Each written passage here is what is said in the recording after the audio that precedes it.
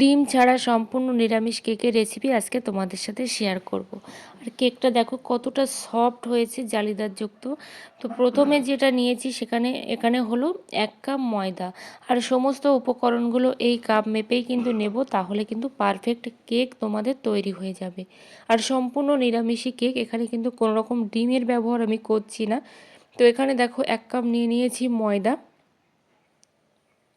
তো এইভাবে তোমরা কাপ মেপে মেপে নেবে, তাহলে কিন্তু তোমাদের অনেকটাই সুবিধা হবে আর কেকটা কিন্তু পারফেক্ট হবে। তারপরে নিয়েছি এখানে দেখো 1 কাপ চিনি। যে কাপ 1 কাপ নিয়েছিলাম ময়দা, তারই 1 কাপ কিন্তু চিনি গুঁড়ো এখানে নিয়ে নিচ্ছি। লাইটটা বেশি হয়ে গেছে, সেই জন্য একটু অসুবিধা হচ্ছে দেখতে।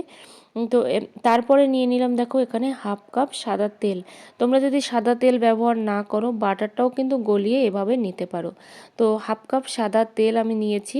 তারপর দেখো 3টি উপকরণ আমি খুব ভালো করে কিন্তু এখানে মিক্সড করছি। ভালো করে তোমরা মিক্সড করে নেবে উপকরণগুলো। যত ভালো মিক্সড হবে কেকটা কিন্তু তত বেশি ফুলবে। তো এখানে দেখো ভালো করে কিন্তু আমি মিশিয়ে নিচ্ছি উপকরণগুলো। তারপরে এখানে কি কি দিয়ে দেবো দেখো, তার আগে কিন্তু এখানে ভালো করে এটাকে মিশিয়ে নিতে হবে। যেহেতু অনেকটা দলা দলা আছে, সেই দলা দলাটা যেন না থাকে, সেই জন্যই কিন্তু ভালো করে মিশিয়ে নিতে হবে। তারপরে দিয়ে দিচ্ছি এখানে দুধ। আর অবশ্যই ঠান্ডা দুধ দেবে, কোনো রকম গরম দুধ কিংবা ফ্রিজ থেকে বার করা দুধ কিন্তু এখানে ব্যবহার করবে না। ঠান্ডা দুধই কিন্তু এখানে ব্যবহার করবে। তো অল্প অল্প করে দিয়ে কিন্তু আমি ব্যাটারটাকে রেডি করে নেব, কারণ একসঙ্গে বেশি দিলে কিন্তু পাতলা হয়ে যেতে পারে। সেই জন্য অল্প অল্প করে দেখো দিয়ে কিন্তু আমি রেডি করে নিচ্ছি। ব্যাটারটা আমার অনেকটাই রেডি হয়ে গেছে, কিন্তু এখনও ঘন আছে, তার জন্য কিন্তু আমি পাতলা করে নিলাম আর একটু। তারপর দিয়ে দিলাম এখানে বেকিং পাউডার। বেকিং পাউডার আর বেকিং সোডা কিন্তু অবশ্যই দিতে হবে। যদি তোমাদের কাছে না থাকে, 1 প্যাকেট ইনো কিন্তু এখানে দিয়ে দিতে পারো। কিন্তু আমার কাছে যেহেতু বেকিং পাউডার বেকিং সোডা দুটোই আছে, এখানে দেখো দিয়ে দিচ্ছি বেকিং সোডা। তো বেকিং পাউডার 1 চামচ, তার 3/1 ভাগ দিয়েছি বেকিং সোডা। এবার 3টে উপকরণ আর সাথে আগের 3টে উপকরণ কিন্তু একসঙ্গে খুব ভালো করে মিক্সড করে নিচ্ছি এখানে আমি। দেখো আমার কিন্তু ব্যাটারটা একেবারেই রেডি হয়ে গেছে। ব্যাটারটা সম্পূর্ণ রেডি হয়ে গেছে। এটা তোমরা কেক টিন কিংবা যে কোনো পাত্রে কিন্তু দিতে পারো। যে পাত্রগুলো সিলভারের পাত্র হয় বা দস্তার পাত্র হয়, সেই পাত্রে কিন্তু তোমরা ঢেলে দিতে পারো। কিন্তু এখানে আমি 1 চামচ দিয়ে দিয়েছি কোকো পাউডার, কারণ কোকো পাউডার দিলে কিন্তু আলাদা একটা ফ্লেভার আসে আর খুব টেস্টি হয়, সেই জন্য কোকো পাউডার দিয়েছি। যে চামচের করে কিন্তু আমি বেকিং সোডার বেকিং পাউডারটা মেপেছি, সেই চামচের 1 চামচ কিন্তু আমি কোকো পাউডার দিয়েছি। ভিডিওটা স্কিপ হয়ে গেছে, সেই জন্য তোমাদের সাথে শেয়ার করতে পারিনি। এখানে দেখো এই বাটিতে করে কিন্তু আমি কেকটা বসাবো, সেই জন্য এরকম একটা ফয়েল পেপার আমি নিয়ে নিচ্ছি এখানে। তোমাদের কাছে যদি না থাকে কোনো রকম সমস্যা নেই, তোমরা A4 সাইজের যে পেজগুলো হয় সেই পেজটা কিন্তু এখানে তোমরা ব্যবহার করতে পারো, তাহলে কিন্তু অসুবিধা হবে না।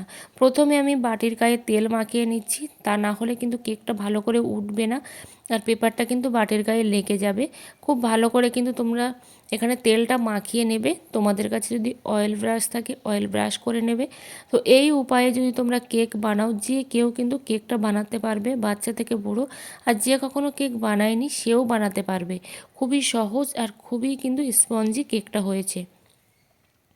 তারপরে দিয়ে দিলাম এখানে দেখো সাদা তেল, আবারও দিয়ে দিচ্ছি ওপর দিয়ে। একবার নিচ দিয়ে দিয়েছি, তারপরে কিন্তু আমি ওপর দিয়েও সাদা তেল দিয়ে দিলাম। তারপর এখানে যে কেকের ব্যাটারটা রেডি করে রেখেছি, সেই কেকের ব্যাটারটা কিন্তু এখানে আমি ঢেলে দেব। তো তার আগে একটু ভালো করে কিন্তু আমি নেড়ে চেড়ে নিলাম, যাতে করে ওর মধ্যে যে এয়ার বাবলসগুলো থাকে সেইগুলো যেন না থাকে। সেই জন্য কিন্তু ভালো করে আমি এটাকে ঘেঁটে নিয়েছি, নিয়ে তারপর ঢেলে দিয়েছি। এই যে দেখো, তো এইভাবে কিন্তু এবার আমি কড়াই বসিয়েছি। কড়াই বসিয়ে বালি দিয়ে একটা স্ট্যান্ড দিয়ে কিন্তু প্রথমে 15 মিনিট আমি হাই ফ্লেমে গরম করে নিয়েছি। তারপর এখানে আমি যে কেকের ব্যাটারটা রেডি করেছিলাম সেটা দিয়েছি, সেই ভিডিওটাও স্কিপ হয়ে গেছে। তো তারপরে দেখো প্রায় 30 মিনিটের মতো আমি কিন্তু কেকটাকে তাপ দিয়ে নিয়েছি।